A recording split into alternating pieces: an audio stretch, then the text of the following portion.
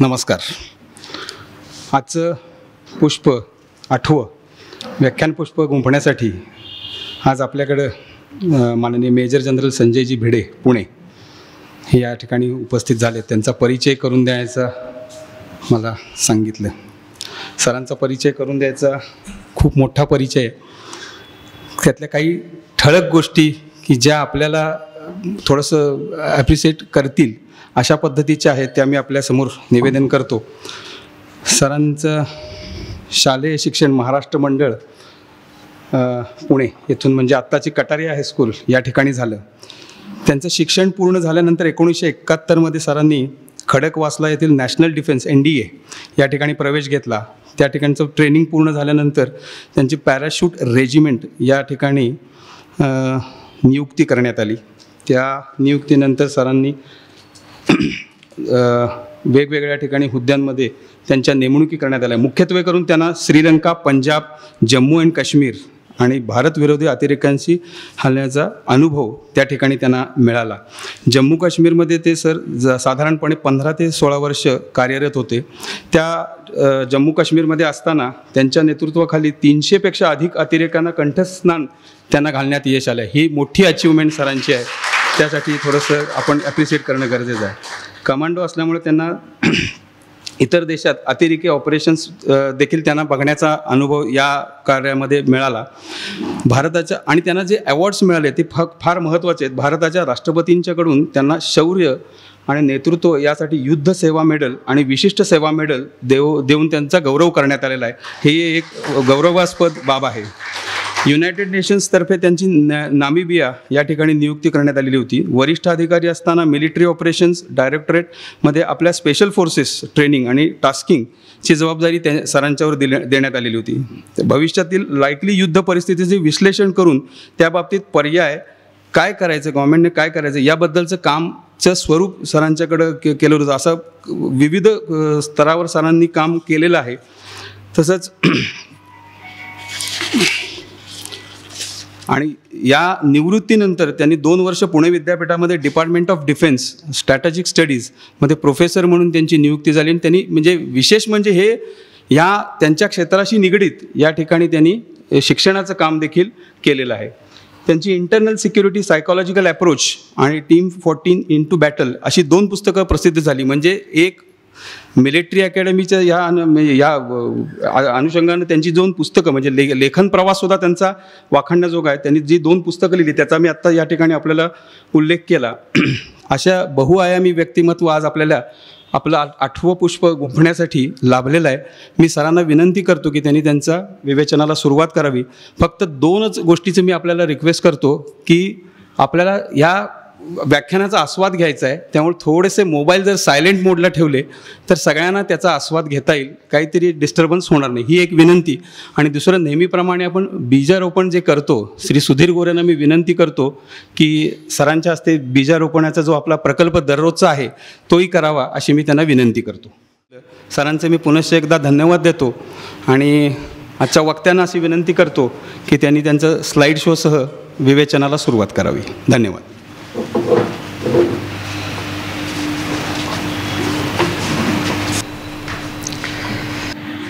मी आपला आभारी आहे की या व्यासपीठावर जे 98 वर्ष निरंतर ज्ञानयज्ञ चाललेला आहे त्यात माझी 2 छोटी फुलं व्हायचा मला अवसर दिलात तुम्ही, त्याबद्दल मी खूप आभारी आहे. या व्यासपीठावरनं इतके थोर विद्वान प्रगल्भ बुद्धीच्या लोकांनी आपले विचार मांडलेत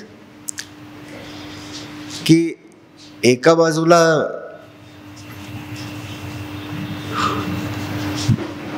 भावनात्मक व्हायला होतं की अशी लोक जिथे राहिले तिथे आपण उभे आहोत आता काही बोलायसाठी. आणि दुसरं खरं सांगायचं थोडं दडपण पण येतं त्यामुळे की आपण तितक्या उच्च प्रगल्भ बुद्धीच्या लोकांच्या बरोबरीने काही बोलू शकू का. प्रयत्न करतो मी. आजचा माझा विषय आहे पाकव्याप्त काश्मीर एक आव्हान. गेल्या काही महिन्यांपासून आपण जी पाकिस्तानची परिस्थिती बघतो, निरनिराळे चॅनल्सवर आपण बघतो काय चाललं आहे तिकडे. निरनिराळ्या ठिकाणी पाकव्याप्त काश्मीरमधनं आवाज येतो की आम्हाला पाकिस्तान नको, आम्हाला हिंदुस्थान पाहिजे. त्याचबरोबरच काही आपले राजकीय नेते हे पण असं सूचक भाष्य करत असतात की आता पाकिस्तान ऑक्युपाईड काश्मीर आमच्या अजेंडावर आहे, आम्ही आता तो परत घेणार वगैरे.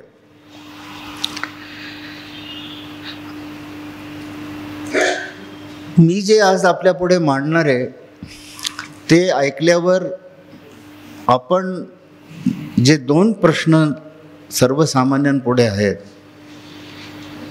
की पाकव्याप्त काश्मीर घ्यावं का, आणि दुसरा प्रश्न पाकव्याप्त काश्मीर घेता येईल का, या दोन्ही प्रश्नांची उत्तरं आपल्याला स्वतःच शोधायला लागतील. मी त्याचं काही उत्तर देणार नाही.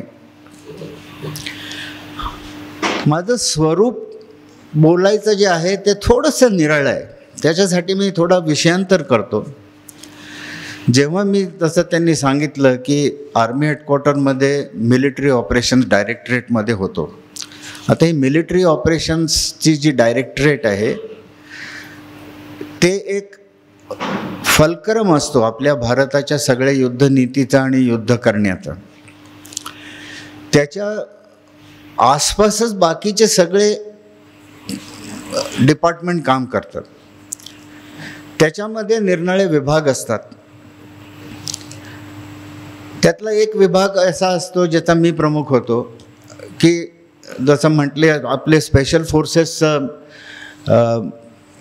काय त्यांचं टास्किंग असावं, काय त्यांना आपण इक्विपमेंट द्यायची, काय ट्रेनिंग द्यायचं, हे सगळं ठरवायचं. त्याचबरोबर एक 4-5 वर्ष पुढे जर काही युद्धासारखी परिस्थिती निर्माण झाली तर त्यासाठी गव्हर्नमेंटनी काय पॉलिसी डिसिजन घ्यावा याचं एक सजेशन गव्हर्नमेंटकडे द्यायचं काम ह्या विभागाकडे असतं. उदाहरण द्यायचं झालं आपल्याला तर जेव्हा अफगाणिस्तानमध्ये अजून अमेरिकेचं सैन्य होतं आणि अजून तिथली स्थिती खराब होत चालली होती, तेव्हा माझ्या विभागाने गव्हर्नमेंटला सुझाव केला होता की आपल्याला जर अचानक आपले जे लोक आहेत ते इथनं काढायची वेळ आली आणि पाकिस्तान आपल्याला त्यांच्या एरियावरनं फ्लाईट घेऊन जाऊ देणार नाही, त्यासाठी आपल्याला सेंट्रल एशियन रिपब्लिकमध्ये एका जागी जी नियुक्त केली गेली तिथे आपल्याला आपल्या नियंत्रणाखाली असलेला एक विमानतळ पाहिजे. आणि मग त्या सजेशननंतर मग एक्सटर्नल अफेअर्स मिनिस्ट्री, गव्हर्नमेंट यांनी सगळ्यांनी मिळून तो 1 वर्षात 1.5 वर्षात तो विमानतळ तयार केला. तर अशा टाईपचं हे स्वरूप असतं मिलिटरी ऑपरेशन डायरेक्टरेटमध्ये जे मी काम करत होतो त्याचं. आता त्याच कामात काही वर्षापूर्वी ते तत्कालीन प्राईम मिनिस्टरला एक प्रेझेंटेशन दिलं ज्याच्यामध्ये पाकव्याप्त काश्मीर हा विषय होता. म्हणजे तुम्हाला सांगायची गोष्ट अशी की आता काही पाकव्याप्त काश्मीर हे काय आज नाही चालू झालेलं, याच्यावर विचारविनिमय बरेच वर्ष केला जातो. आणि तेव्हा मी त्यांना एक प्रेझेंटेशन दिलं प्राईम मिनिस्टरनं. अर्थात ते फक्त माझ्या डोक्यातलं नव्हतं. जेव्हा आपण प्रधानमंत्रीसमोर काही मांडत असतो त्याचं मंथन ऑपरेशन डायरेक्टरेटमध्ये होतं. एअरफोर्स, नेव्ही यांच्या लोकांशी विचारविनिमय होऊन ते तयार होतं, काही ते एकट्याच्या डोक्यातलं नसतं. आणि त्याचा लेखी रिपोर्ट 100-200 पानी होतो. तो कुठल्याही प्रधानमंत्री किंवा रक्षामंत्रीला इतका डिटेलमध्ये वाचायसाठी वेळ नसतो. त्यामुळे हे असं प्रेझेंटेशन ऑर्गनाईज केलं जातं. तर ते जेव्हा मी प्रेझेंटेशन दिलं त्यांना, त्यातले काही मुद्दे मी आपल्यापुढे त्याच पद्धतीने मांडणार आहे. म्हणजे तुम्ही सगळे आज देशाचे प्रधानमंत्री माझ्यासमोर आहात आणि मी तुमच्यासमोर पाकव्याप्त काश्मीरचं प्रेझेंटेशन देणार आहे. अर्थात स्पष्टपणे सांगायचं तर जे काय मी तुम्हाला सांगणार आहे त्यातले काही आकडे चुकीचे आहेत, मुद्दामूनच ते चुकीचे आहेत, ते पण सूचक आहेत. जे मला सांगायचे ते सूचक आहेत. आणि काही गोष्टी अशा आहेत की ज्या न सांगितलेल्या चांगल्या असतात, त्यामुळे ते प्रेझेंटेशनमध्ये नाही आहेत. बाकी प्रेझेंटेशन आपण सर्व देशाचे प्रधानमंत्री आणि मी मिलिटरी ऑपरेशन डायरेक्टरेटमधला एक जनरल आपल्यासमोर आता प्रेझेंट करतो. हे प्रेझेंटेशन होतं आहे मिलिटरी ऑपरेशन डायरेक्टरेटच्या ऑपरेशन्स रूममध्ये. पण त्या ऑपरेशन रूममध्ये जाण्याआधी पाकव्याप्त काश्मीरचे काही ढोबळ मुद्दे आपण बघूया. पाकव्याप्त काश्मीर हा आपल्याकडे जेव्हा तत्कालीन जम्मू अँड काश्मीरच्या राजाने विलिनीकरणाचा हस्ताक्षर केला 26 ऑक्टोबर 47ला, त्यावेळेला हा पूर्ण भाग जी त्याची रियासत होती ती आपल्याकडे आली. ब्रिटिशांनी जो इंडिपेंडन्स ॲक्ट केला होता त्याच्यामध्ये संस्थानिकांना 3 पर्याय दिले होते. पाकिस्तानमध्ये जा, भारतात राहा किंवा स्वतंत्र राहा, तो तुमच्यावर होता. तेव्हा जम्मू अँड काश्मीरच्या राजाला असं वाटलं की आपण इंडिपेंडंट राहण्याचा प्रयत्न करू. त्यामुळे त्यांनी 15 ऑगस्टच्या आधी जेव्हा काय वाटाघाटी झाल्या त्याच्यात त्यांनी काही ॲक्सेप्ट केलं नाही. अजून एक यातली एक जरुरी गोष्ट आहे इतिहासातली जी आपण नॉर्मली बघत नाही, की हा संपूर्ण भूभाग ज्याला आपण आज पाकव्याप्त काश्मीर म्हणतो, तो जम्मू अँड काश्मीरच्या राजाकडे होता का नाही, ह्याच्यामध्ये पण इतिहासकारांमध्ये 2 मतं आहेत. ते पण मी आपल्यासमोर मांडणार आहे.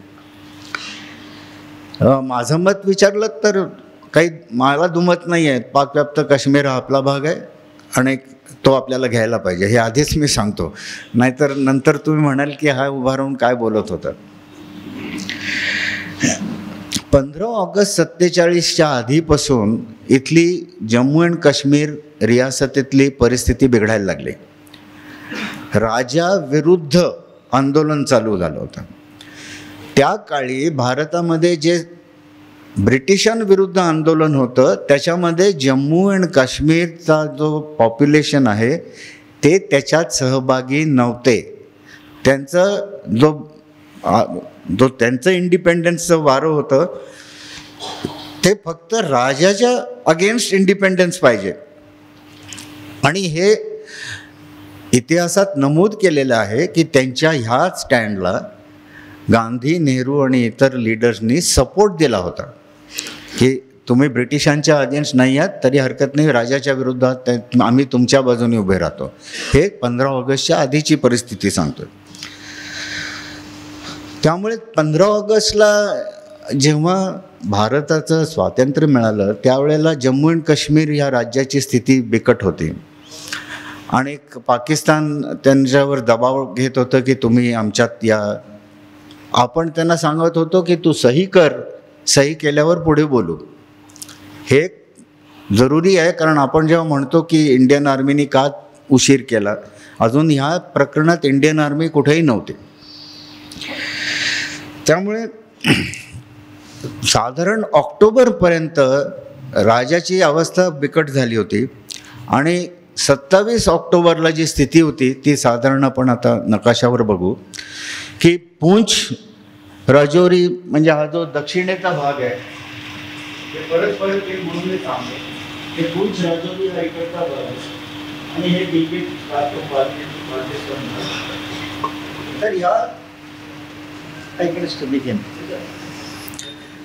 तर या भागांमध्ये राजाविरोधी बंडखोर आत शिरले आणि त्यांना अर्थात पाकिस्तान आर्मीचा सपोर्ट होता. आणि पुढे मग इंडियन आर्मी गेली, मग ते 1-1.5 वर्ष लढाई झाली आणि मग त्यांना आपण कारगिल, द्रास, लेहमधून मागे ढकललं, पूंछ, राजौरी ह्या भागातनं मागे ढकललं आणि अर्थातच श्रीनगर ह्या भागातनं त्यांना मागे ढकललं. आणि मग पुढे 1949 सीज फायर लाईन झाली जी ज्याला आपण आज LOC म्हणतो. आता इतक्या वर्षानंतर थोड्या बहुत फरकाने साधारण त्या LOCचं हेच स्वरूप आहे.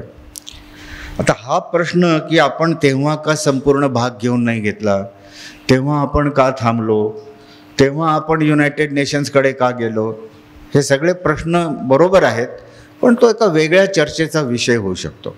पण ही आत्ताची सद्य परिस्थिती. पुढे एक 50च्या दशकामध्ये चायनाने काही भाग ह्यातला घेतला. आता आपण सगळीकडे पाकव्याप्त काश्मीर ऐकतोय. आपण कोणी चायना व्याप्त काश्मीरबद्दल एक शब्दसुद्धा काढत नाही. तो का काढत नाही, विचार करण्यासारखी गोष्ट. पाकिस्तानचे जे नंतर विभाजन झाले आपण म्हणू, त्याचे 3 भाग त्यामुळे झाले. त्यातले 45% निळ्या रंगात जे दाखवलं आहे ते भारताकडे आहे आणि 30% जवळजवळ पाकिस्तानकडे आणि 17% चायनाकडे. जे आपण ज्याला पाकव्याप्त काश्मीर म्हणतो त्याला पाकिस्तान 2 भागांमध्ये बघतात. एक त्याला म्हणतात आझाद काश्मीर, जे डाव्या नकाशावर तुम्हाला दिसतंय, आणि एक आहे गिलगिट बाल्टिस्तान. आता या 2 भागांमध्ये तिथल्या परिस्थितीत, तिथल्या लोकांमध्ये, तिथल्या निरनिराळ्या प्रॉब्लेम्समध्ये काहीही साम्य नाही आहे. कुठल्याही प्रकारचं कल्चरल पॉलिटिकल काही साम्य नाही आहे. त्यामुळे आपण आजच्या विश्लेषणाला सुद्धा जो आझाद काश्मीर ज्याला पाकिस्तान म्हणतं त्याला आपण POK म्हणू आणि गिलगिट बाल्टिस्तानला आपण गिलगिट बाल्टिस्तानच म्हणू. त्यांनी विश्लेषण करणं सोपं जाईल. जर ह्या इलाक्याचे पॉप्युलेशन पाहिलं आपण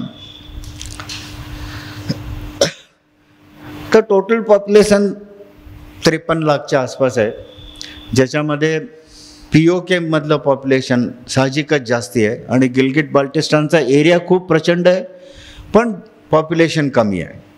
खाली टीप दिल्याप्रमाणे जर आपण एरिया पाहिला तर एरिया आपल्या हिमाचल प्रदेश, आसाम, उत्तराखंड, पंजाब या राज्यांपेक्षा मोठा आहे. म्हणजे जेव्हा आपण म्हणतो पाकव्याप्त काश्मीर आपण कॅप्चर करू तेव्हा हे लक्षात घेण्यासारखं आहे की म्हणजे पूर्ण आसाम कॅप्चर करू असं म्हणण्यासारखं आहे. ते एवढा मोठा हा एरिया आहे. आता ह्याच्यानंतर मी तुम्हाला मिलिटरी ऑपरेशन डायरेक्टरेटच्या ऑप्सरूममध्ये घेऊन जातो. मिलिटरी ऑपरेशन्स डायरेक्टरेटचं जे ऑप्सरूम आहे ते साधारण आपण ज्या हॉलमध्ये बसलो ह्याच्यापेक्षा लहानच आहे. इथे एक स्क्रीन आहे, तिथे असे बरेच स्क्रीन्स आहेत आणि एक अतिशय सिक्युअर जागी आर्मी हेडक्वार्टरमध्ये हे ऑप्सरूम असतं. तिथे एंट्री परमिशन शिवाय नसते आणि प्राईम मिनिस्टर, रक्षामंत्री जेव्हा येतात तेव्हा त्यांच्याबरोबरचे जे कोण चमचे असतात त्यांना आतमध्ये प्रवेश नसतो, त्यांना बाहेर थांबायला लागतं. फक्त प्राईम मिनिस्टर, रक्षामंत्री जे कोण त्यावेळेला ज्यांना ब्रीफिंग द्यायचं असतं त्यांनाच फक्त परमिशन असते. आणि ह्या ऑप्सरूममध्ये जे काय बोललं जातं त्याच्यामागे कुठल्याही प्रकारचं पॉलिटिकल किंवा भावनात्मक स्टेटमेंट नसतात. जे आहे ते सडेतोडपणे सांगितलं जातं, ते सडेतोडपणे ऐकलं जातं आणि त्या गोष्टीवर सडेतोडप्रमाणे विचार केला जातो. त्यामुळे ह्या अशा प्रेझेंटेशनमध्ये बाहेर पॉलिटिकली काय बोलत आहेत ह्याचा काही संबंध नसतो. या प्रेझेंटेशनमध्ये फक्त एक्सपर्ट्स काय सांगतायत तेवढाच संबंध असतो. चला तर आपण आता ऑप्सरूममध्ये जाऊया. ह्या प्रेझेंटेशनचा सिक्वेन्स असणार आहे. मी आधी थोडासा ह्या भागाचा इतिहास सांगणार आहे, कारण सगळ्यांना विदितच आहे की भविष्य जो होतो तयार तो इतिहासावर बेस्ड असतो. त्यानंतर मी मिलिटरी ऑप्शन्स या भागात काय आहेत, आपल्याला जर युद्ध मोहीम करायची असेल तर ती काय आणि कशी करायची, आणि नंतर आत्ताची काय परिस्थिती आहे ह्याच्यावर थोडा वेळ विचार करू आपण, आणि शेवटी मी माझे विचार काय असतील ते कन्क्लुजनमध्ये सांगेन आपल्याला. तर आधी आपण इतिहास बघताना आधी आपण POK कडे बघू. तसं पाहिलं तर POK आणि गिलगिट बाल्टिस्तान ह्याच्यामध्ये आपण ज्या गोष्टीवर विचार करतोय त्या इतिहासात काही कॉमन दुवे आहेत. तसा या दोन्ही भागांचा काही एकमेकांचे संबंध नाही, पण काही कॉमन दुवे आहेत ते बघू आपण ॲज वी गो अलॉंग. सगळ्यात आधी आपण POKच्या बद्दल बोलूया. मुघलांचे जेव्हा पतन व्हायला लागले तेव्हा लाहोरच्या एरियामध्ये राजा रणजित सिंग हा एक थोर राजा होऊन गेला. शीख साम्राज्य त्यांनी स्थापन केलं. त्यांनी अफगाणिस्तानला अब्दाली, ज्याला दुसऱ्या ह्याच्यात दुराणी राजासुद्धा म्हणतात, त्याला धूळ चालत त्याला काबूलपर्यंत नेमवलं. आणि त्याचा एक शूर सेनानी होता हरिसिंग नलवा. इतिहासात आख्यायिकाच म्हणेल, कारण आपल्याला ते कसं ऑथराईज काय कुठं लिहिलेलं सापडत नाही. पण अफगाणिस्तानमधल्या आया बहिणी मुलांना सांगायच्या रडू नको, नाही तर हरिसिंग नलवा येईल. असं हा साम्राज्य त्यांनी उभं केलं रणजित सिंगने. 1819 काश्मीरमध्ये पण अजून अब्दालीचाच गव्हर्नर होता. आणि एक इतिहासात नमूद आहे की ह्या त्या कालखंडात काश्मीर खोऱ्यामध्ये फक्त 9 हिंदू परिवार शिल्लक राहिले होते. फक्त 9. बाकी सगळे आयदर कन्वर्ट झाले होते किंवा त्यांना मारून टाकण्यात आलं होतं. त्यामुळे तिथल्या मुसलमान लोकांनी सुद्धा राजा रणजित सिंगकडे मदत मागितली की या जातातनं आम्हाला सोडव. आणि 1819 रणजित सिंगने काश्मीर खोरं कॅप्चर केलं आणि तिथल्या अफगाणी सैन्याला धुळदाण करून टाकली. ह्यानंतर त्यांनी जो काश्मीरचा भाग आहे,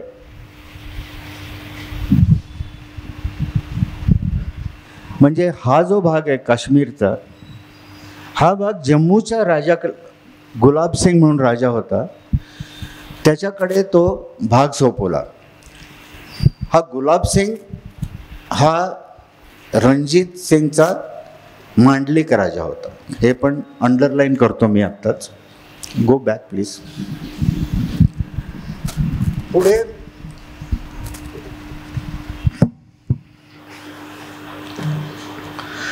पुढे 1839 राजा रणजित सिंगचा मृत्यू झाला.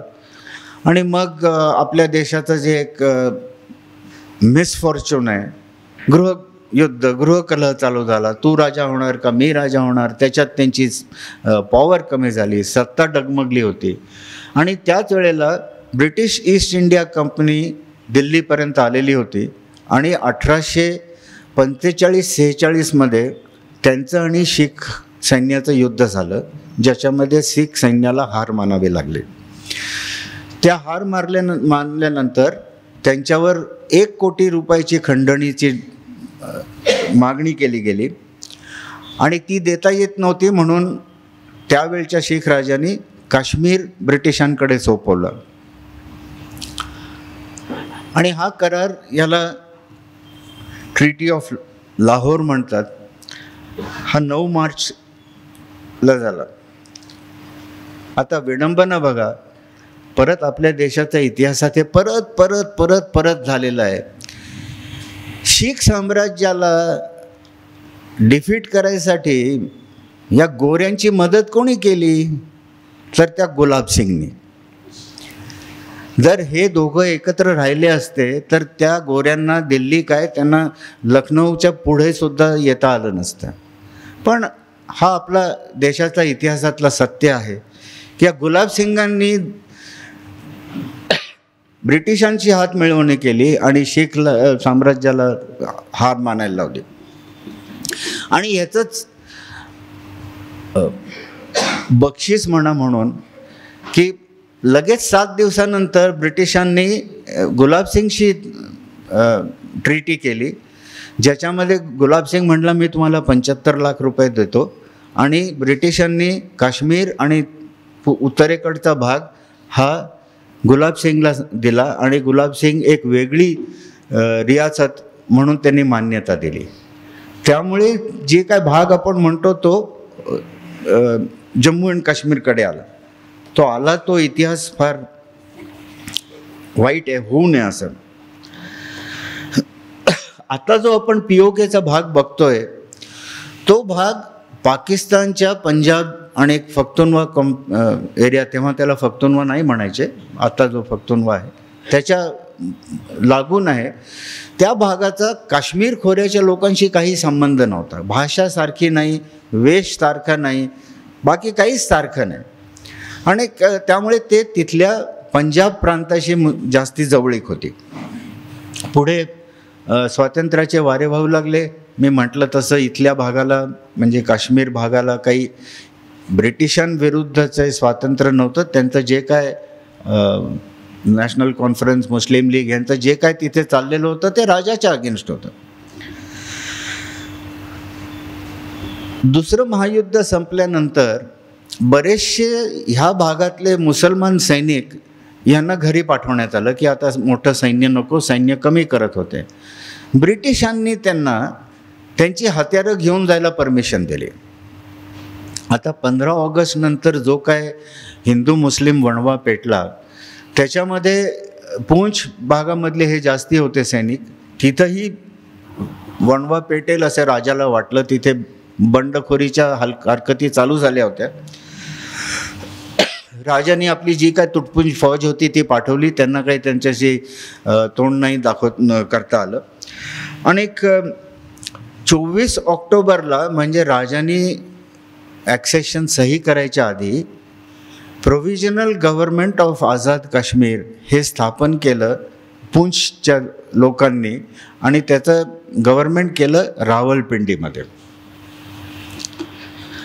त्यामुळे इतिहासातलं जर आपण पाहिलं तर हा जो भाग POKचा आहे याचा भारत आणि काश्मीर याच्याशी काही त्यांच्याशी संबंध नव्हता, जो आत्ता POK म्हणतो आपण ज्याला. असो, आता आपण वळूया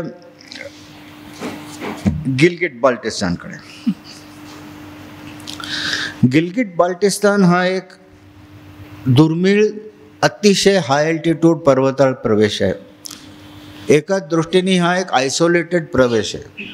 एका बाजूला चायना, एका बाजूला अफगाणिस्तान, त्याच्या पुढे सेंट्रल एशियन रिपब्लिक, एका बाजूला पाकिस्तान, एका बाजूला काश्मीरचे खोरे. निरनिळ्या पॉलिटिकल, व्यापारी, कल्चरल ह्या सगळ्या ज्या यांचे लिंक होते ते सगळे चायना आणि तिबेटच्या बाजूला होते. काश्मीर आणि खाली पंजाबच्या बाजूला नव्हते. इथे पण निरनिळी छोटी राज्य होती. हुंजा, नागर, गिलगिट, स्कार्डू, चिलास अशी छोटी छोटी राज्य इथे पण होती. आणि इतिहासाच्या प्रवाहात कधी इंडिपेंडंट तर कधी चायना तर कधी तिबेट अशा यांच्या आधिपत्याखाली वर खाली होत राहिली. 755 सन नंतर मात्र हा भाग तिबेटच्या आधिपत्याखाली आला. इसवी सन 1400च्या आसपास ह्या भागात इस्लामचा शिरकाव झाला. त्याच्या आधी इथे बुद्धिझम होता आणि इथली भाषा संस्कृत होती. तेवढाच तो काय भारताशी लिंक आहे असं म्हणता येईल आपल्याला. आता जो मी म्हटलं होतं की या दोन्ही भागांमधला जो कॉमन दुवा आहे जर असं कन्फ्युजिंग आहे, पण ते मी सांगायचा प्रयत्न करतो. आपण म्हटलं तसं 1819 मध्ये रणजित सिंगने काश्मीर गुलाब सिंगला दिलं आणि त्यावेळपासून ते इंडिपेंडन्सपर्यंत ते काश्मीर डोगरा आधिपत्याखालीच राहिलं. या राजाचा एक वीर सेनानी होता, त्याचं नाव झोरावर सिंग. त्यांनी 1835 ते 1841 बऱ्याच चढाया करून गिलगिट, बाल्टिस्तान, तिबेट, लडाख हा सगळा भाग कॅप्चर केला. आपण जे आज हा भाग आपलाय म्हणतोय त्याचं खरं श्रेय झोरावर सिंग या सेनानीकडे जातं. आजच्या पिढीला ह्याचं नावसुद्धा कदाचित माहिती नसेल. पुढे जसं मी म्हटलं की 1846 मध्ये अमृतसर ट्रीटी झाली. गुलाब सिंगांनी हा सगळा भाग मग आता गुलाबसिंगकडे आला आणि हा डोगरा जम्मू काश्मीर रियासतीचा भाग झाला. आता पुढे सगळा इंटरेस्टिंग इतिहास चालू होतं. 1839मध्ये गिलगिट बाल्टिस्तानमध्ये ब्रिटिशांनी एक गिलगिट एजन्सी फॉर्म केली. त्यांना चायना आणि रशिया जे वाढत होता त्याच्यासाठी लक्ष ठेवायला त्यांना त्या दोघांच्या मधला टापू पाहिजे होता, ज्याला गिलगिट बाल्टिस्तान आपण आज म्हणतो. तिथे त्यांना गिलगिट बाल्टिस्तान एजन्सी फॉर्म केली. त्यातला एक छोटासा भाग गिलगिट वजाहत करून त्यांनी तो जम्मू काश्मीर राजाकडे ठेवला. बाकीचं सगळं ते ब्रिटिशांकडे होतं. 1930मध्ये हा जम्मूचा जो राजा होता त्यांनी ती वजारतसुद्धा ब्रिटिशांना दिली 60 वर्षाच्या लीजवर. म्हणजे 1930पासून जम्मू आणि काश्मीर रियासतीचा गिलगिट बाल्टिस्तानशी संबंध संपला, फिजिकल संबंध संपला. 1941मध्ये राजांनी एकदा ब्रिटिशांना पत्र लिहून विचारलं की या जागाची मालकी कोण आहे. तेव्हा ब्रिटिशांनी लिहिलेलं जे उत्तर आहे ते अवेलेबल आहे. त्यांनी त्यांना सांगितलं होतं गिलगिट वजारत फक्त तुमची आहे, बाकीची जे भाग आहेत ते छोट्या रियासती आहेत किंवा ट्रायबल एरियाज आहेत, त्याच्यावर तुमचा काही अधिकार नाही. हे त्यांनी लिहून कळवलं होतं. 1947कडे येऊ. एकदम ब्रिटिशांनी जायच्या आदल्या दिवशी लीज संपवली आणि सांगितलं की आता गिलगिट वजारत तुमची आहे, तुम्हाला काय करायचं ते करा. त्यावेळेला गिलगिटमध्ये ऑलरेडी राजाच्या अगेन्स्ट चळवळ चालू झालेली होती. राजाने तिथे एक गव्हर्नर पाठवला. तिथल्या गिलगिट स्काउट्स म्हणून जे काय सैन्य होतं ते सैन्य राजा त्यांना पगार देत होता, पण ते कंट्रोल होतं ब्रिटिशांच्या खाली. आणि एक मेजर ब्राऊन नामक त्यांचा कमांडर होता, त्याच्या अधिपत्याखाली होतं. तर त्या गिलगिट स्काउट्सनी त्या गव्हर्नरला बंदी केला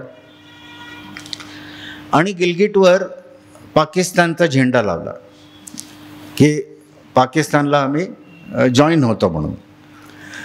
आणि पाठोपाठ हुंजा, नागर, चिलास, कार्डू ही राज्य पण पाकिस्तानला जॉईन झाली.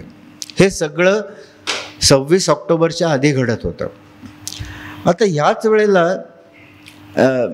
वेळेला इकडे पुंछमध्ये पण तेच चाललं होतं. आणि गिलगिट स्काउट्स आणि पुंछ या दोन्हीकडे मिळून जर आपण पाहिलं की ॲक्सेशन सही करायच्या आधी काय परिस्थिती होती, ती साधारण अशी दिसेल आपल्याला. हे गिलगिट बाल्टिस्तानचे गिलगिट स्काउट्स जे होते त्यांनी गिलगिट कार्डू करून ले, कारगिल, द्रासपर्यंत आले होते. पुंछमधून जे येत होते ते पुंछ रजौरीपर्यंत अजून आले होते, त्याच्या पुढे येऊ नव्हते शकले. आणि जे बारामुल्लामधून आले ते फार श्रीनगरपर्यंत पोचले होते. तर ही साधारण स्थिती होती 27 ऑक्टोबरला जेव्हा राजांनी सही.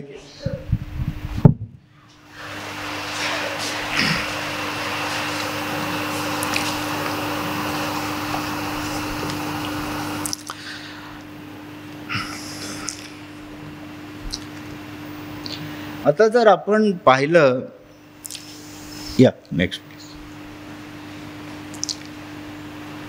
26-27 ऑक्टोबरपर्यंत ह्या भागामध्ये इंडियन आर्मीचा कुठलाही माणूस नव्हता. सगळीकडे काश्मीरमध्ये काय होत आहे हे कदाचित त्या काळी आपल्या राजकीय नेत्यांना कळत असेल, इन्फॉर्मेशन येत असेल, नसेल, नमूद कुठेही नाही. पण असं आपण धरायला हरकत नाही की थोडंफार काय होतंय ते माहिती असायला पाहिजे त्यांना. तिथे कुठल्याही प्रकारची तयारी नव्हती की राजाने अचानक जर आपल्याला जॉईन झाला तर काय करायला लागेल आपल्याला. त्याच्यासाठी JNKचा राजा जो होता तो केवळ ब्रिटिशांची तुकड्यांवर जगत होता. मी अगदी क्रूडली सांगतो, पण हे इतिहासातलं सत्य आहे. त्याला कुठल्याही प्रकारचं आपली आर्मी किंवा आपली जनता ह्याच्याबद्दल काही त्याच्यातलं घेणं देणं नव्हतं. आणि त्यामुळे जेव्हा सगळीकडे बंड व्हायला लागले तेव्हा त्याला आणि त्याच्या आर्मीला काहीही करता आलं नाही. गिलगिट बाल्टिस्तानमधलं जे काय बंड होतं ते ब्रिटिशांनी घडवून आणलं. ब्रिटिशांना एक असं वाटत होतं की जर गिलगिट बाल्टिस्तान पाकिस्तानकडे गेलं तर आपल्याला त्याच्यावर कंट्रोल करणं सोपं होईल, इंडियाकडे गेलं तर ते कंट्रोल करणं सोपं होणार नाही. ते त्यांची गणितं होती. ते बंड त्यांनी घडवून आणलं. स्कार्डू आणि याच्यापर्यंत जे पुढे केले त्याला त्यांचीच ऑफिसर मदत करत होते. आणि सेम वेज बाकीच्या ठिकाणी JNKमध्ये जे काय घुसपेट झाली त्याची सगळी तयारी ब्रिटिश आर्मीच्या कंट्रोलमध्ये आणि ब्रिटिश लोकांच्या प्रोत्साहनामुळे म्हणा ही कारवाई झाली. ज्या मेजर ब्राऊनचा मी उल्लेख केला त्याला पुढे ब्रिटिश सरकारने त्यांच्या देशातलं सगळ्यात उच्च नंबर 2चं उच्च पदक आहे त्यांनी त्याला ते पदक देण्यात आलं. आणि त्यांचं कदाचित गणित असं असेल की भारताने जर काही रिस्पॉन्स केला तर तो इतका हळू करतील की आपल्याला त्यात सहज पुढे जाता येईल. तो नाही जमलं त्यांना. कारण एक सरदार पटेल नावक ग्रस्त होते. त्यांनी जवाहरला विचारलं, हे पण नमूद आहे आपल्यापैकी बऱ्याच लोकांनी वाचलंही असेल, की जवाहर तुला काश्मीर पाहिजेल का नको आहे. मग जवाहरने त्या मीटिंगमध्ये सांगितलं, ते माणेकशॉच्या पुस्तकात आहे. आणि तिथेच सरदारने माणेकशॉला सांगितलं की तुला आता तुझे ऑर्डर मिळाले जा. तेव्हा माणेकशॉ अर्थात चीफ नव्हते, ते ब्रिगेडियर पदाचे होते. ते मिलिटरी ऑपरेशन डायरेक्टरेटमध्ये होते. असो, आता आपण वळूया की मिलिटरी ऑप्शन्स काय असतात ते. कुठली युद्ध मोहीम करताना एक गणित असतं. आता मी थोडंसं विषयांतर करतो. जसं शास्त्रीय संगीत आहे, शास्त्रीय संगीताचा राग जो आहे तो एका गणितावर आहे. स्वर कुठले रागातले, कुठला वर्ज, कुठला वादी, कुठला संवादी, आरोह काय, अवरोह काय, कुठल्या स्वरावर जोर आहे, कुठला स्वर मृदू आहे, कुठल्या स्वरावर आंदोलन आहे, हे गणित आहे, लिहिलेलं आहे. हे तुम्हाला आम्हाला वाचता येतं, पण हे वाचून तुम्हाला आम्हाला त्याप्रमाणे गाता येत नाही. त्या गणितावर जेव्हा कला चढते तेव्हाच एखादा भीमसेनजी होतो, एखादा शिवकुमार होतो, एखादा रविशंकर होतो. तसंच हे युद्धाचं पण एक गणित असतं. प्रत्येक काळानुसार ते गणित बदलतं, पण ते गणित असतं. त्यामुळे ते गणित आल्याशिवाय तुम्हाला त्याच्यावर कला चढवता येत नाही. भीमसेनजी असं म्हणू शकले नसते की मला हे सगळं आरोह नको, मी एकदम कला चढवतो. नाही, ते आरोह ते आले पाहिजेत तरच तुम्हाला काहीतरी पुढे करता येईल. तसंच प्रत्येक युद्ध मोहिमेचं गणित असतं. आणि त्या गणितावर ज्याला आम्ही ऑपरेशनल सायन्स म्हणतो आणि ज्याच्यावर ऑपरेशनल आर्ट जेव्हा आपण चढवतो तेव्हाच एखादा शिवाजी होतो, तेव्हाच एखादा बाजीराव होतो, तेव्हाच एखादा माणेकशॉ होतो. त्यामुळे मी जे आता तुम्हाला सांगणार आहे ते थोडंसं युद्ध गणिताकडे जाणार आहे. आणि जेव्हा सगळ्यात सुरुवातीला काय असतं, टार्गेट काय आहे आणि टार्गेटचं विश्लेषण करायचं असतं. त्याच्यामध्ये पॉप्युलेशन काय आहे, किती दूर आहे, किती वेळ लागेल, हे सगळे विषय त्याच्यामध्ये आपण बघतो. तर सगळ्यात आधी जर आपण पाहिलं POKचं,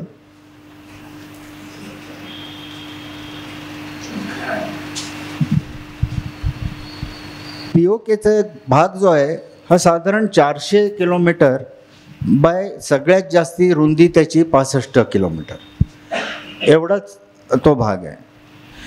इथलं पॉप्युलेशन जे आहे ते कम्प्लिटली इस्लामाइज्ड आहे. आपल्या विरुद्ध काम करणारे सर्व टेररिस्ट कॅम्प्स ह्याच भागात आहेत.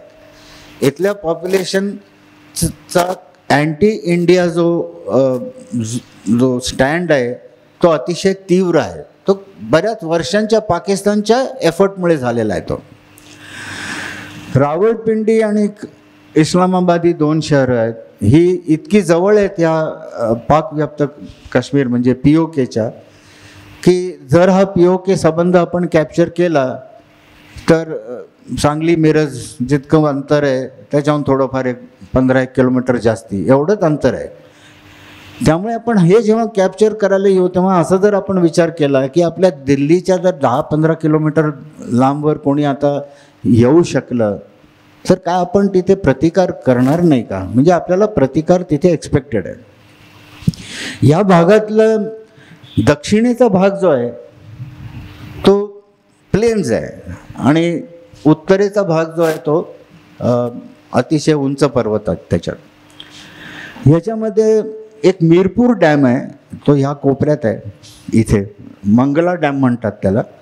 जसा आपला कोयना, भाकरा नांगल तितक्याच इम्पॉर्टन्सचा तो डॅम आहे पाकिस्तानच्या अर्थव्यवस्थेसाठी. जर आपण ह्याच्यात आत जायचे रस्ते बघितले, जर मुसंडी मारायची असेल तर बरेच रस्ते अवेलेबल आहेत. 3-4 रस्ते अवेलेबल आहेत, आपल्याला ही मुसंडी मारता येईल. आणि मुख्य म्हणजे जर आपण उत्तरेचा हा पाहिला तर त्याच्या पलीकडचा POKचा भाग कट ऑफ करता येतो, आपल्याला अगदी सहज करता येतो. नेक्स्ट. आता ह्या भागातले जे मेन पॉप्युलेशन शहरं जी आहेत, मुझफ्फराबाद, कोटली, मीरपूर, बाग. आणि जर आपण पाहिलं की सांगली अर्बन एरियाचं 7 लाख पॉप्युलेशन असेल तर ते कोटलीचं पण तेवढंच आहे. म्हणजे आपण जर कोटली किंवा मीरपूर किंवा मुझफ्फराबाद हे कॅप्चर करायचं म्हटलं तर घराघरात, चौकात तिथे युद्ध करायला लागेल आपल्याला. हे लक्षात घेण्यासारखं आहे. प्रेझेंटली ह्या भागात पाकिस्तानची 2 डिव्हिजनच्या आसपास तैनात असतात. आता डिव्हिजन म्हणजे काय बघू.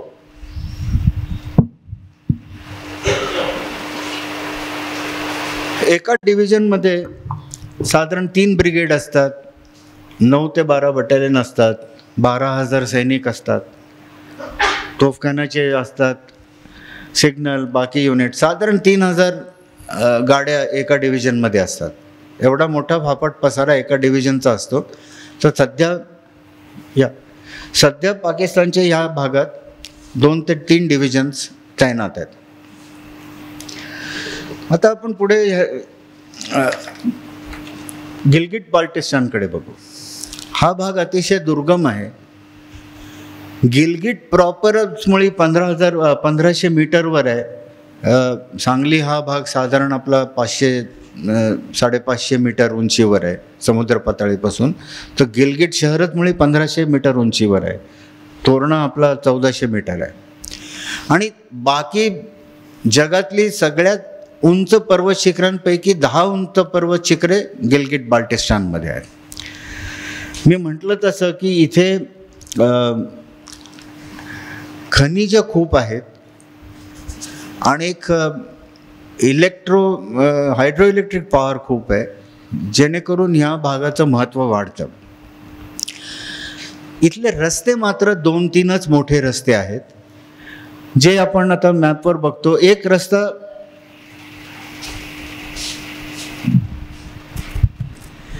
एक रस्ता जो आपल्या इंटरेस्टचा आहे तो कारगिल, स्कार्डू आणि इकडनं खपालू, स्कार्डू आणि गिलगिटकडे जातो.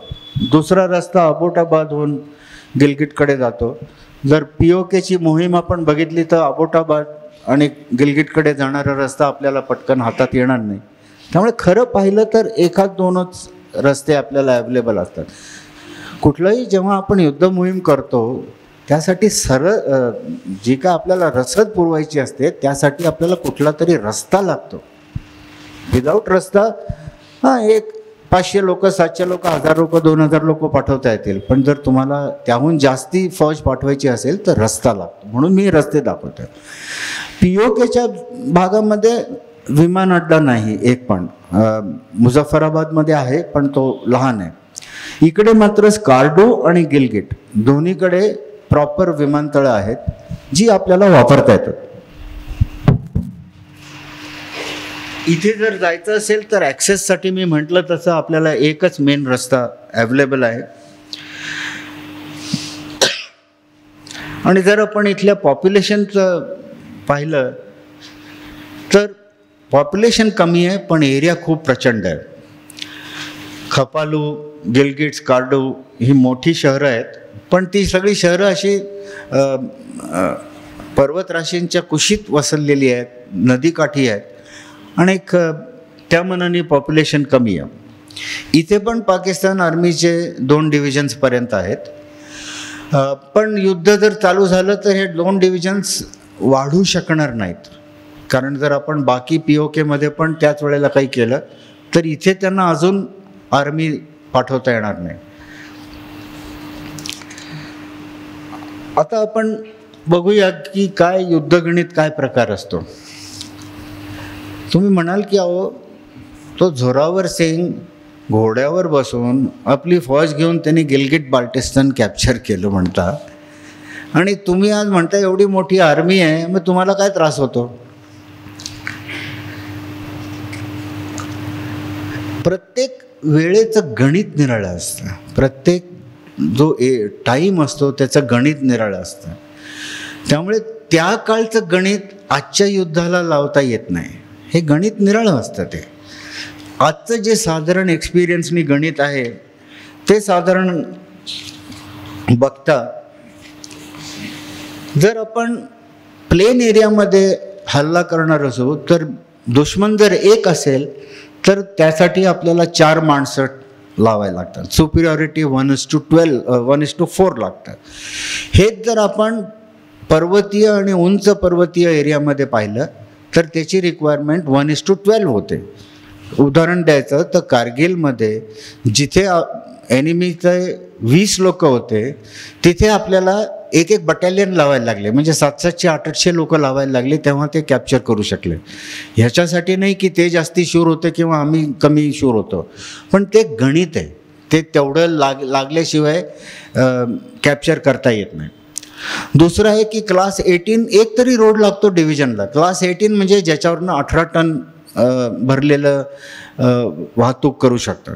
म्हणजे साधारण आपले इंटरनल रोड जे असतात ते क्लास 18 असतात. हायवे जे होतात ते क्लास 70 टन आणि त्याच्यावरचे असतात, म्हणून ते क्लास 18. आता मुसंडी मारताना एखाद्या सोल्जरला काय 60 किलोमीटरसुद्धा चालून जाता येईल, पण ते त्याचं नसतं. किती एका मुसंडीत आपल्याला जाता येईल ह्याचं गणित असतं. तुमचा तोफगोळा किती लांबपर्यंत जातो, साधारणपणे 25 किलोमीटर धरूया आपण. म्हणजे 25 किलोमीटर गेल्यानंतर थोडा वेळ आपल्याला श्वास घ्यायला लागेल, जोपर्यंत आपला तोफखाना थोडा पुढे सरकत नाही. एक मोठं गणित आहे. कुठलंही शहर कॅप्चर करायला 3 ते 4 महिने कदाचित जास्तही लागू शकतात. मी श्रीलंकेमध्ये जाफना कॅप्चरच्या वेळेला होतो. जाफना कॅप्चर करायला आपल्याला 6 महिने लागले, आणि तेव्हा त्यांच्याकडे तोफखाना नव्हता. ओके, आपल्याकडे पण नव्हता, पण शहर कॅप्चर करायचं म्हटलं की इतका वेळ लागतो. आता युक्रेनच्या युद्धात बघा, अजून रशियासारख्या ताकदवर शक्तीला कीव कॅप्चर नाही करता आलेला. कुठलंही शहर कॅप्चर करायचं म्हणलं की त्याचं एक गणित निराळं असतं. ते मी आता इथे मांडत नाही डिटेलमध्ये. तर जर आपण आता असं म्हटलं की हे गणित लावलं तर काय आपल्याला जरूरत पडेल, तर POKमध्ये कॅप्चर करायसाठी आपल्याला 4 ते 6 डिव्हिजन्स, 1 टँक डिव्हिजन, असं मोठं ढोबळ मी गणित सांगतोय. याच्यामध्ये मुझफ्फराबाद, मीरपूर कॅप्चर करायला आपल्याला 3 ते 4 महिने लागतील. पाकिस्तानचं सैन्य आपल्यावर हल्ला करणार हे गृहीत धरून त्यांना नमवायचं, नवीन LOC स्थापित करायची, तिथे नवीन डिफेन्सेस बांधायचे, लोकल गव्हर्नमेंट स्थापित करायचं, त्यांना कंट्रोलमध्ये ठेवायचं, याला आपण 6-8 महिने धरू. त्यामुळे जर आपण मार्च, पाऊस आणि बर्फ हे कंडिशन बघताना जर आपण मार्च एप्रिलमध्ये जर मोहीम चालू केली तर POK भागासाठी पुढच्या सप्टेंबर ऑक्टोबरपर्यंत ही मोहीम चालेल. तर आपल्याला POKचा भाग जो आता आपण बघतोय तो पूर्णपणे कॅप्चर करता येईल. आणि हेच जर आपण गिलगिट बाल्टिस्तानला लावलं, चुकून नाही म्हटलो ग्रेट ब्रिटन, कुठेतरी माझ्याही डोक्यात आहे की साल्यांना आपण कधीतरी कॅप्चर केलं पाहिजे. असो, गिलगिट बाल्टिस्तानमध्ये हा पर्वतीय भाग असल्यामुळे इथे आपल्याला सुद्धा असेच 6 डिव्हिजन्स लागतील आणि 6 ते 8 महिने लागतील. हे सगळं मी गणितावर सांगतोय. आपण जेव्हा युद्ध मोहीम करतो तेव्हा हे गणित आहे.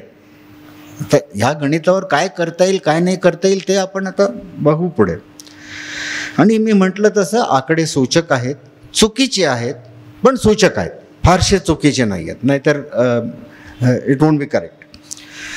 अजून मोहिमेचे पैलू आपल्याला कळणं जरुरी आहे फार. तर सगळ्यात पहिलं काय आहे, ब्रॉड रिक्वायरमेंट मी म्हणली तशी 12 ते 14 डिव्हिजन्स लागतील, आर्मर्ड डिव्हिजन्स लागतील आणि टाईम लागेल एवढा प्रचंड. हे गणिताप्रमाणे सांगतो मी तुम्हाला. आणि काही महत्त्वाचे पैलू आपल्याला बघायला लागेल जेव्हा आपण म्हणतो POK कॅप्चर करू, तेव्हा सगळ्यात मोठा पैलू आहे म्हणजे कॅज्युअल्टीजचा. आपल्याला 1 लाख ते 1.5 लाख कॅज्युअल्टीज सहन करायची तयारी पाहिजे. 71च्या युद्धात आपले 13,000 कॅज्युअल्टीज होते. युक्रेनच्या युद्धात आज आकडा 1.5 लाखाच्या आसपास आहे. आणि ह्या आकड्यामध्ये पाकिस्तानच्या हवाई हल्ला किंवा अजून काय पाकिस्तानने केलं जेणेकरून सिव्हिलियनची कॅज्युअल्टी होईल ती सामील नाही आहे. हे फक्त जे लढणारे आहेत किंवा लढाईच्या एरियात असतील त्यांचा आकडा आहे. हा खूप भयान आकडा आहे मोठा. हे काय आपण म्हणणं सोपं आहे की 1 लाख कॅज्युअल्टी होतील. एका कॅज्युअल्टीला मेडिकल एरियापर्यंत घेऊन जायला 8 माणसं लागतात. मग त्याचं तिथनं मेडिकल ट्रीटमेंट चालू होते, मग तिथनं तो हेलिकॉप्टरनी कुठनं मागे जायचं असेल. म्हणजे हे गणित कॉम्प्लिकेट होत जातं पुढे पुढे. दुसरं म्हणजे आपल्याला साधारण 20 ते 30 टन रसद रोज पुढे न्यायला लागेल. 50 ट्रकच्या आसपास होतं हे. आणि हे सोपं काम नव्हे. आणि जर त्याच्यामध्ये सिव्हिलियन तिथले पॉप्युलेशन आले असेल आपल्या कब्जात तर त्यांनाही खाणं पिणं द्यायची जबाबदारी आपल्यावर असेल तर ते अजून वाढलं. त्यांना आपण भुके नंगे तर ठेवू शकत नाही. Next please. तर एवढा मोठा ताफा एकत्र करायचा आणि दुश्मनाला कळणारच नाही हे अवघड आहे. हो, आता इंडिया टुडे हे लोकच तिथे हां आपको कैसा लग रहा है पाकिस्तान पे हमला करने जा रहे हे सुरू व्हायला लागलेत. आणि ते नाही झालं तर आजची टेक्नॉलॉजी एवढी ॲडव्हान्स्ड आहे की पाकिस्तानकडे ती नसली तरी त्याचे मित्र राष्ट्र किंवा ज्या राष्ट्रांना आपण युद्ध करू नये असं वाटत असेल तर ते त्यांना सांगतील की सांभाळून राहा काहीतरी होत आहे. त्यामुळे सरप्राईज मिळणार नाही. पॉप्युलेशन एक मात्र खूप जरुरी आहे. जुने काळ होते ना जेव्हा राजाविरुद्ध राजा लढायचा. एका राजाने राजावर चढाई करायची, 2 सैन्य लढायची, एक राजा हारला दुसरा राजा जिंकला. तिथल्या पॉप्युलेशनचा ह्या सगळ्या भानगडीत काही संबंध नव्हता. एक राजा गेला तर पॉप्युलेशनला त्रास व्हायचा, दुसरा आला तर त्यांना त्रास व्हायचा. बिचारे शेतकरी कुठलाही राजा आला तरी ते मारच खात असायचे.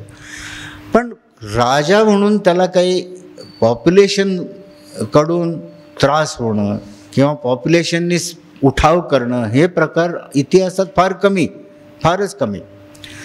पण आताच्या काळात ते आपल्याला बघायला लागेल. आणि नाही म्हटलं तरी पाकिस्तान आज न्यूक्लिअर राज्य आहे. त्यामुळे कुठे ना कुठेतरी त्याचा इम्पॅक्ट होण्याची शक्यता नाकारता येत नाही. त्याला आम्ही आर्मीमध्ये म्हणतो की एक रेड लाईन असते की ती रेड लाईन क्रॉस केली आपण तर पाकिस्तान कदाचित न्यूक्लिअर हत्यारांचा प्रयोग करू शकतो. आता ती रेड लाईन कुठे हे फार टेक्निकल विषय असतो की तो पाकिस्तानला किती कॅज्युअल्टीज झाल्या की होईल, का किती प्रदेश कॅप्चर केल्यावर होईल, का रावळपिंडीला थ्रेट झाला की होईल, का मंगला डॅमला थ्रेट झाला की होईल, हे सांगणं फार अवघड असतं. पण मागे डोक्यात पाहिजे की हे शक्यता आहे. आता हे सर्व ठीक आहे पण सध्या परिस्थिती काय आहे. आजच्या दिवसात आपल्याकडे 30 दिवस इंटेन्स लढता येईल एवढं ॲम्युनिशन आणि फ्युअल आपल्याकडे साठा असतो. याच्यासाठी कारण आहे. हे काय मी सिक्रेट आकडा देत नाही आहे, हे गुगल केलं तरी तुम्हाला मिळेल. म्हणजे जर आपण 60 महिन्याबद्दल बोलतो आहे तर सध्या परिस्थिती आत्ता ही आहे. आणि दुसरं म्हणजे हे डिव्हिजन्स मी 12-14 असे अगदी पाणीपुरीसारखे मोजले. हे येणार कुठनं. जर आपण पाकिस्तान व्याप्त काश्मीर कॅप्चर करायला गेलो तर आपल्याला बाकी ठिकाणी सुद्धा बॅलन्स आणि आपला डिफेन्स ठेवायला लागेल. नाही तर आपण शिरायचो मीरपूरमध्ये आणि ते यायचे अमृतसरमध्ये, ते यायचे फाजलकामध्ये, चायना घुसायची सेलामध्ये. म्हणजे आपल्याला करायला गेलो आहे कारण झालं भलतंच ही परिस्थिती होईल. त्यामुळे हे डिव्हिजन्स आणणार कुठून हा एक मोठा प्रश्न आहे. आता तुम्ही म्हणाल की इतका वेळ हा सांगतोय की किती अवघड आहे, पण ते गणित आहे, हे गणित आहे. या गणितातनं काही ऑप्शन्स निघतात आणि ते करता येण्यासारखे ऑप्शन्स असतात जे गव्हर्नमेंटला सांगण्यात येतात की हा एक ऑप्शन आहे, हा एक ऑप्शन आहे, हा एक ऑप्शन आहे, ज्याचे प्लस मायनस मग परत डिस्कस होतात. त्यातलंच एक ऑप्शन मी आपल्या पुढे मांडतो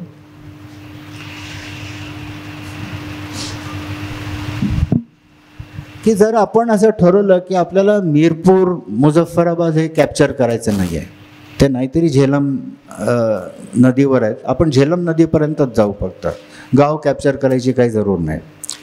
आणि ठरवलं की उत्तरेचा भाग जो आहे तो एक मोठी मुसंडी मारून कॅप्चर करू, म्हणजे त्याच्या ह्या बाजूचा जो POKचा भाग आहे तो आपल्या पण कट ऑफ होईल, तोही कॅप्चर करायची जरूर नाही, पुढे मागे ते संपून जाईल. तसंच जर आपण गिलगिट बाल्टिस्तानमध्ये म्हटलं की आपल्याला गिलगिट सध्या नको, बाल्टिस्तानच घेऊ, आपल्याकडे एअरबोर्न फोर्सेस आहेत, एअरबोर्न ब्रिगेड आहे, ते ब्रिगेडला आपण ड्रॉप करू शकतो स्कार्डूमध्ये. त्यांच्याकडे इतकी कपॅसिटी आहे की ते 8-10 दिवस तिथे बाकीचे लोक पोचेपर्यंत लढाई करू शकतात. आणि मग आपण स्कार्डूच्या बाजूला कॅप्चर करून एक शॅलो ऑब्जेक्टिव्ह कॅप्चर केलं, जेणेकरून आपल्या सियाचीनला सिक्युरिटी मिळेल. चायनाचा जो काराकोरम पास आहे त्याच्यापर्यंत आपण पोचतो. जर अशा टाईपचं ऑप्शन घेतलं की ज्याच्यामध्ये ऑब्जेक्टिव्ह आपण सगळा POK घ्यायचा असं नाही ठरवलं, त्यातले जे जरुरी आहे तेवढंच घ्यायचं, तर ते करण्यासारखं आहे. ज्याच्यासाठी एक उदाहरण म्हणून साधारण 4 डिव्हिजन्सच्या आसपास लागतील. Next please. 3 ते 4 डिव्हिजन आणि एका सीझनमध्ये करण्यासारखं आहे. म्हणजे हे एक ऑप्शन आहे. पूर्ण म्हटलं तर जे गणित आहे ते मी सांगितलं तुम्हाला, पण जर पूर्ण नसेल घ्यायचा आणि जर अशा टाईपचं ऑप्शन करायचं असेल तर हे अशा टाईपचे निरनिराळे ऑप्शन्स त्या प्रेझेंटेशनमध्ये देण्यात आले.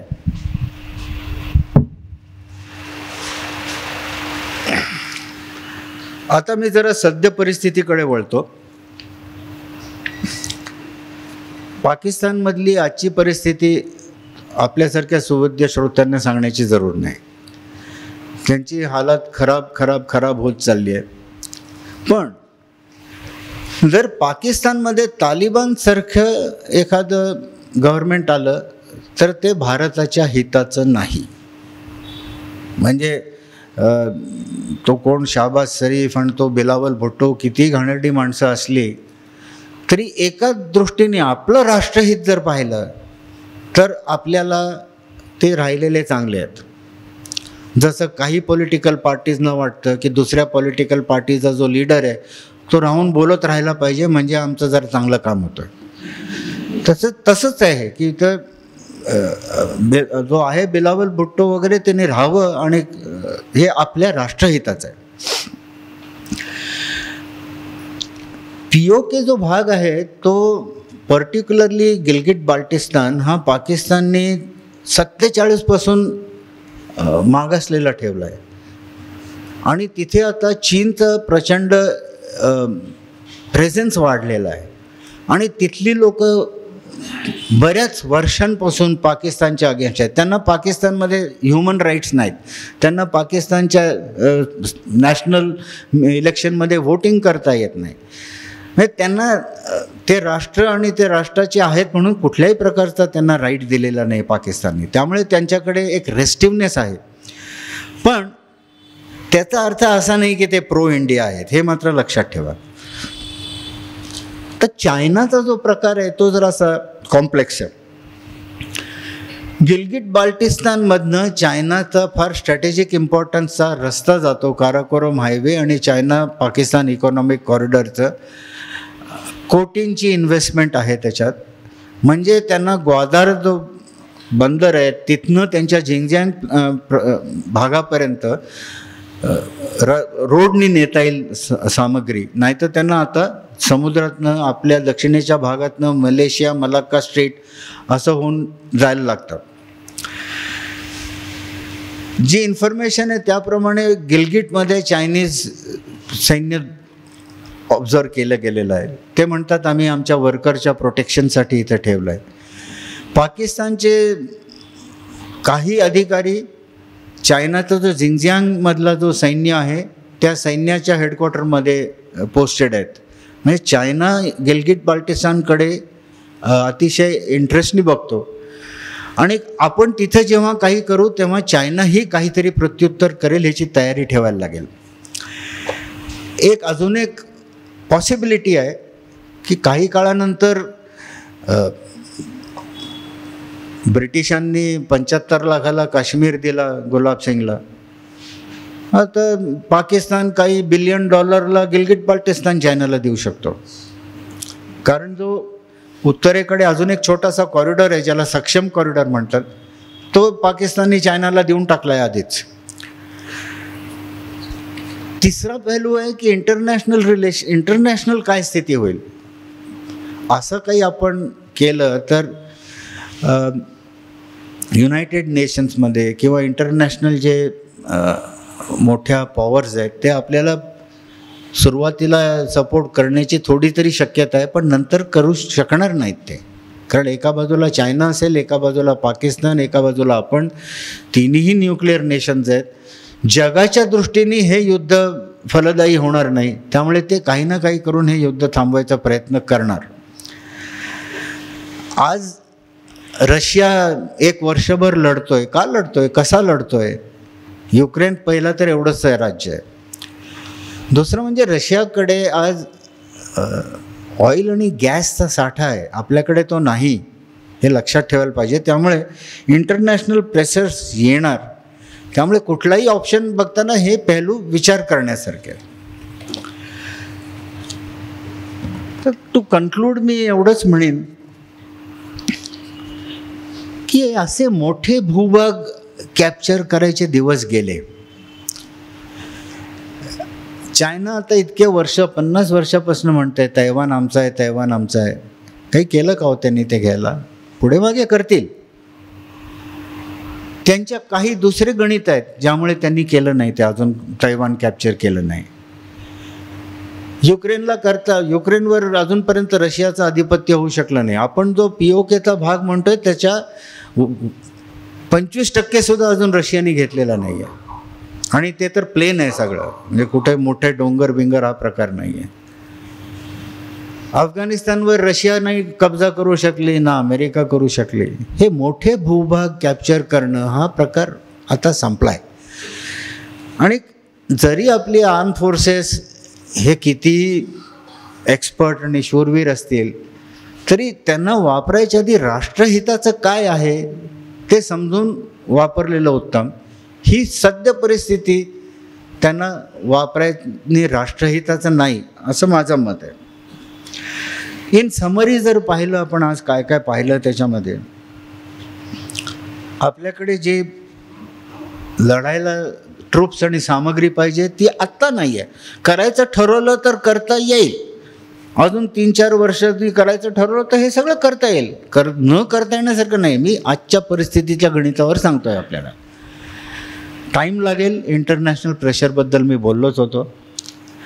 पॉप्युलेशन अँटी इंडिया असल्यामुळे जो एक प्रॉब्लेम होतो आर्मीला ऑपरेट करायचा, तो आपण अफगाणिस्तान युद्धामध्ये रशियाच्या अगेन्स्ट पण पाहिला, अमेरिकेच्या अगेन्स्ट पण पाहिला, व्हिएतनाम युद्धात पण पाहिला, युक्रेनच्या युद्धात आज बघतोय.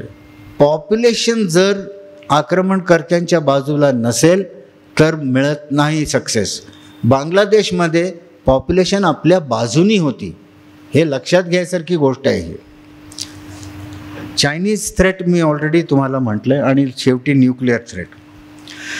त्यामुळे जर प्रधानमंत्रीजी जर मी सोल्युशन काही रेकमेंड करू इच्छितो तर हेच आहे की आत्ता घाई करू नका, आर्मी ऑप्शन घ्यायची. आणि द बेस्ट कोर्स जो आहे तिथल्या जनतेला प्रवृत्त करा ना, की ते अँटी पाकिस्तान अँटी चायना अजून होतील. पैसे द्या, त्याच्यात इन्व्हेस्टमेंट करा. आपल्याकडे पैशाची कमी नाही, आपल्याकडे व्हिलची कमी आहे. त्यांना प्रवृत्त करा. सिक्युरिटी प्रॉब्लेम चायना आणि पाकिस्तान दोघांना तयार करा. तिथे चायनीज प्रोजेक्टचा तिथे प्रॉब्लेम येईल, पाकिस्तान आर्मीशी ते भांडतील. आपणच का दरवेळेला ते आपण म्हणायचं की ते काश्मीरमध्ये हे करतायत ते करतायत. त्यांनाही बोलू दे की जाऊन की इंडिया गिलगिट बाल्टिस्तानमध्ये हे करतायत ते करतायत. ते नाही म्हणतात, आपणही नाही म्हणू शकतो, पण आपण ते केलं पाहिजे. आणि इंटरनॅशनल फोरममध्ये आपण सारखं म्हटलं पाहिजे ही आमची पॉप्युलेशन आहे, त्याच्यावर अत्याचार होतात. जे पाकिस्तान रडगाणं गातो आपण का नाही म्हणतो, गिलगिट बाल्टिस्तानमध्ये तुम्ही अमुक घर पाडलं, ते आमच्या माणसाचं घर पाडलं तुम्ही, ते आमची पॉप्युलेशन आहे. त्यामुळे तिथे आपल्याला अजून फोर्सफुल करायला पाहिजे. आणि मग मला वाटतं की पॉलिसी डिसिजन अजून योग्य वेळाने घेता येईल. जय हिंद. जर कोणाचे काही प्रश्न असतील, कमेंट्स असतील,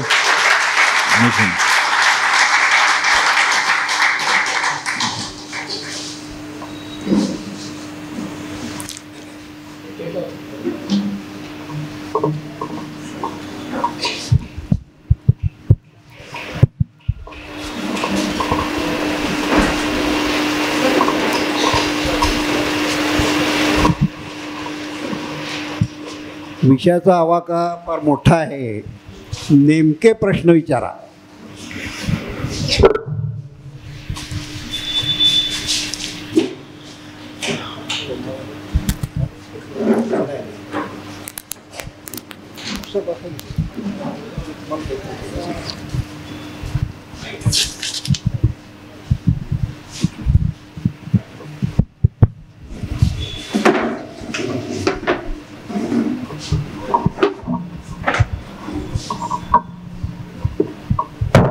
हॅलो, पुलवामा हल्ल्याबद्दल एक प्रश्न विचारू का? काश्मीरचे माजी राज्यपाल सत्यपाल मलिक बहुतेक स्टेटमेंट केलं. थांबा, तुमचा आवाज नीट येत नाही. हॅलो, काश्मीरचे माजी राज्यपाल मलिक यांनी मध्ये स्टेटमेंट केलं की पुलवामाचा हल्ला झाला तो मोदींच्या निष्काळजीपणामुळे झाला असं त्यांनी म्हणलेलं आहे. हे कितपत खरं आहे? मग पाकिस्तानचं जे काही शस्त्रास्त्र ते येत होतं, ट्रक्स वगैरे, ते दिसले नाहीत का असं त्यांचं म्हणणं आहे. तो जो स्टेटमेंट आहे त्याला मी अजिबात काही व्हॅल्यू देत नाही. ते आहेत, सुशिक्षित आहेत, पण सुशिक्षित असला म्हणजे त्याला बॅलन्स आहे असं नाही. त्यामुळे हे स्टेटमेंट हायली पॉलिटिकल स्टेटमेंट आहे, याच्यात कुठल्याही प्रकारचं तथ्य नाही आहे. आणि खरं सांगायचं ना तर असे हल्ले घडवून आणणं फार अवघड असतं. म्हणजे मी स्पेशल फोर्सेसमध्ये होतो पूर्ण आयुष्यभर, तर मला कोणी सांगितलं की उद्या तू अमुक एक गाडी उडवायचीस आणि कोणाला कळलं नाही पाहिजे की तू केलंयस, अवघड असतं होते. त्यामुळे हे पॉलिटिकल स्टेटमेंट आहे, याला काही मिनिंग नाही आहे. आणि ते का असं स्टेटमेंट करतायत, त्यांना त्यातनं काय मिळणार आहे हे तेच जाणं. बांगलादेश वारच्या वेळेला पाकिस्तानचं 1,00,000 सैनिक आपल्या ताब्यात होतं. मग अशा वेळेला जर ते पाक ऑक्युपाईड काश्मीरचं बार्गेनिंग का करण्यात आलं नाही, किंवा असं का सांगता आलं नाही की बुवा ते आमच्याकडे द्या आणि हे सैनिक मग आम्ही तुम्हाला परत पाठवतो, असं काहीतरी बार्गेनिंग करता आलं असतं का? करता आलं असतं. आता ते इतिहास जमा आहे तो भाग. पण इथे बसलेले तुम्ही स्वतःच्या हृदयावर हात ठेवून सांगा की तुम्हाला खरंच पाहिजेत का ते सगळे? जोपर्यंत तुमच्या मनात स्वतः हे उत्तर येत नाही की हो ते 53 लाख पण मला आपल्या देशातच यायला पाहिजे, तर कदाचित त्यावेळेला असंच डिसाईड झालं असेल की जाऊ दे मुर्दे, अजून डोक्याला त्रास कशाला करून घ्यायचा. आम्ही शक्यता आहे. पण तुम्ही म्हणता ते करता आलं असतं, केलं नाही. स्वपरिपक्वता म्हणता येईल. स्वपरिपक्वता म्हणता येईल. 1971 पर्यंत ज्या वॉरमध्ये आपण कराचीपर्यंत गेलो होतो. मग जोपर्यंत कराचीपर्यंत गेल्यानंतर तो भूभाग आपण परत का सोडतो, किंवा आपण एवढं लढून जे घेतलेलं असतं ते आपल्याकडे ठेवता येत नाही का, किंवा त्यात पॉलिटिकल ह्याच्यामुळे होऊ शकतं. साहेब, मी जरा करेक्ट करू इच्छितो. आपण कराचीच्या आसपास पण नव्हतो 71च्या लढाईत. कराचीच्या बंदरावर नेव्हीने अटॅक केला होता. सैन्य कुठेही कराचीच्या जवळपास सुद्धा नव्हतं. जे सिंधमध्ये युद्ध झालं ते तिथल्या इंटरनॅशनल बॉर्डरच्या साधारणपणे 25 ते 30 किलोमीटर अंतरामध्येच फक्त युद्ध झालं. आपण 20-30 किलोमीटर गेलो, मग ते खेमकरांच्या बाजूला आले, मग आपण परत गेलो, असं युद्ध झालं. कारण त्या लढाईमध्ये आपल्या देशाचं संपूर्ण फोकस होता बांगलादेशकडे. पश्चिमेची जी काय लढाई होती ती आपण थोपवून धरली की आपण जास्ती इथे हारायचं नाही. त्यासाठी नुसतं बसून जिंकता येत नाही, त्यामुळे थोडं छुटपुट झालं. कराचीच्या आसपास पण आपण नव्हतो साहेब.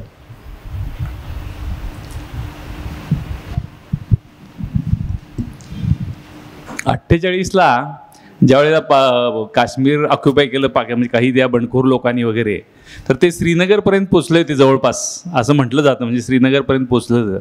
आणि नंतर ह्या ज्यावेळेला ते ट्रीटी झाली त्या राजाची आणि वल्लभभाई आपल्या गव्हर्नमेंटची, त्यावेळी आपलं सैन्य घुसवलं गेलं नंतर, आणि ते 2/3 मोकळं केलं आणि 1/3च कसं काय ठेवलं मग ते. मी म्हटलं तसं हा वेगळ्या चर्चेचा विषय होऊ शकतो आणि एका वेगळ्या लेक्चर सिरीजमध्ये मी हे बोलतोही. त्याला 3 कारणं आहेत.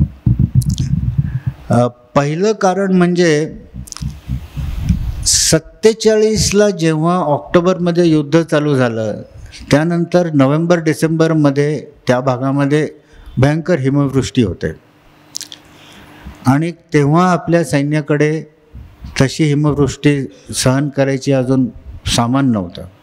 तरी आत्ता जी लाईन आहे साधारण तिथपर्यंत आपलं सैन्य गेलं होतं. जेव्हा पुढे बर्फ संपला त्याच्यानंतर मग कारगिल, द्रास, लेह हे मोकळं करण्यात आलं. त्याच्यानंतर जे फोर्सेस गेले ते मोकळं करण्यात आलं. आता उत्तर होतं की का अजून पुढे गेले नाहीत, हे एक पहिलं कारण म्हणता येईल. दुसरं कारण म्हणजे काश्मीर खोऱ्यामध्ये शेख अब्दुल्ला आणि नॅशनल कॉन्फरन्स यांचं वर्चस्व होतं. पूंछ, राजौरी ह्या भागामध्ये मुस्लिम लीगचं वर्चस्व होतं. जो आजचा POK भाग मी दाखवला तिथे काश्मीरी बोलत नाहीत. काश्मीरी भाषा ही फक्त काश्मीर खोऱ्यात आहे. गिलगिट बाल्टिस्तानचा तर काही संबंधच नव्हता इकडं काय चाललं ह्याच्याशी.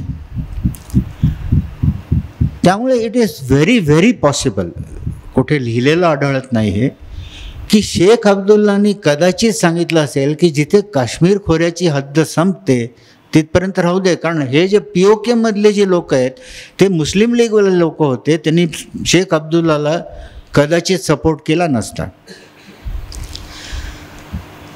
जिथे आत्ता काश्मीर खोरं संपतं त्याच्या पलीकडे काश्मीरी कोणी बोलत नाहीत. म्हणजे आत्ता जी LOC आहे त्याच्या पलीकडे काश्मीरी कोणी बोलत नाहीत. तिकडे गोजरी, पठाणी आणि उर्दू, पंजाबी ही भाषा आहे.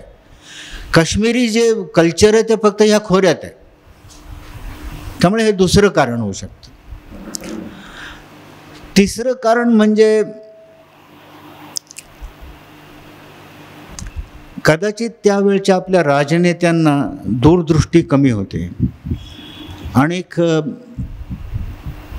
अचानक कोणी मला सांगितलं की उद्यापासून तू अंबानी साम्राज्य जे आहे बिझनेस ते सगळं तू सांभाळायचं. बावचळून जाईन मी, काय करायचं कळणार नाही. कारण आपल्याला 2 रुपयाचा पाणीपुरी खाता येते. त्यामुळे कदाचित शक्यता आहे की त्या काळचे नेते, मी त्यांना दोष देत नाही हा म्हणजे आम्ही त्यांना असं नाही म्हणत की ते राष्ट्रद्रोही होते, पण एक व्हिजन जी लागते ती कदाचित कमी होती आणि त्यामुळे कदाचित त्यावेळेला हा डिसिजन घेतला गेला. बंधू आणि भगिनीनो, वसंत व्याख्यानमालेचं 98 वर्ष सुरू आहे आणि त्यातलं 8वं पुष्प गुंफायला श्रीमान मेजर जनरल संजय भिडे आज उपस्थित आहेत. आजचा विषय पाकव्याप्त काश्मीर असा होता. ह्या विषयाची मांडणी करणं सुद्धा आव्हान आहे. पाकव्याप्त काश्मीर जिंकून तो भारताला जोडून घ्यायचं हे मोठं आव्हान आहे. आणि त्यांनी एक आज आपल्याला विचार दिला आहे तो असा की पाकव्याप्त काश्मीर भारताला प्रयत्न करून टप्प्याटप्प्याने स्टेप बाय स्टेप आपण पुढे जाऊन आपण तो ताब्यात घेऊ शकतो. एकदम हल्ला करून तो प्रश्न सुटणार नाही हा त्याच्यामध्ये मतितार्थ आहे. पण तो विचार आपण जरूर ठेवावा आणि त्या दृष्टीने भारताने वाटचाल करावी असं त्याचा मतितार्थ आहे. पूर्ण तयारीने हा प्रश्न सोडवायचा आहे. आज एक आपल्यासमोर मेजर जनरल उभे असले की प्रत्येकाला एक स्फूर्ती येते. आर्मीच्या व्यक्तीचं एक व्यक्तिमत्व वेगळंच असते. त्यात श्रीमान मेजर जनरल भिडे यांनी काश्मीरमध्ये प्रत्यक्ष युद्धभूमीवर काम केलेलं आहे. अतिरेक्यांच्या विरुद्ध काम केलेलं आहे. श्रीलंकेमध्ये जो जाफना मुक्ती संग्राम जो होता त्याच्यामध्येही त्यांनी कामगिरी केलेली आहे. त्यामुळे अशा आर्मीच्या एका श्रेष्ठ अनुभवी व्यक्तीला आभार कसे मानावेत हे मला शब्द अपुरे आहेत. पण सभेची एक प्रथा असते म्हणून मी तुम्हाला जय हिंद म्हणतो आणि माझा रिस्पेक्ट देतो.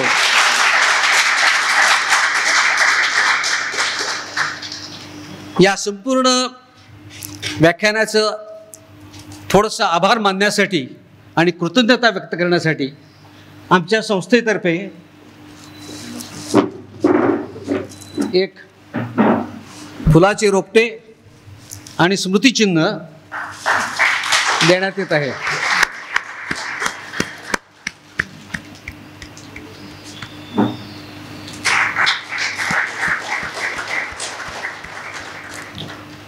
या विषयावर आपल्याला त्यांनी विचार करण्यासाठी प्रवृत्त केलेला आहे आणि जो खरा भारतीय आहे त्याच्या मनामध्ये हे विचार राहतीलच. आणि त्या दृष्टीनं आपण विचार करूया. आता आपल्याला उद्याचा विषय कुठला आहे तोही सांगतो. हे पुष्प 90 आहे. कैलासवासी वासुदेव पांडुरंग कुलकर्णी कौलवकर, कैलासवासी गुंडो दासो कंपली यांचे स्मृतिप्रित्यर्थ उद्याचे वक्ते आहेत डॉक्टर शंतनू अभ्यंकर वाई आणि विषय त्यांचा आहे छद्म वैद्यक आणि आम्ही भारतीय लोक. शंतनू अभ्यंकर यांना आम्ही खूप लोकांनी ऐकलेलं आहे. उद्या तुम्ही जरूर जास्त संख्येने या. तुम्हाला ते हसून हसून पोट दुखेल तुमचं. खूप विनोदी बोलतात आणि त्यांचं व्याख्यान म्हणजे एक मेजवानीच असते. इतकं बोलून मी आता आजचा कार्यक्रम संपला असं जाहीर करतो. धन्यवाद.